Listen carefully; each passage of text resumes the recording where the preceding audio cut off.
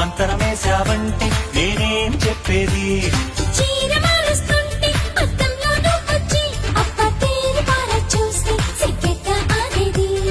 కూర కలిపేస్తుంటే కంచంలో నువ్వొచ్చి నోరు ఊరిస్తుంటే కడుపెట్ట నిండేది ఈ తిప్పలు తప్పాలంటే తప్పిట మోగాలోయ్ బావా లక్ష్మీ బావా లక్ష్మీ బావా నిన్నే పెళ్ళాడతా నీకే లక్ష్మీ బావా పెళ్ళానైపోతా.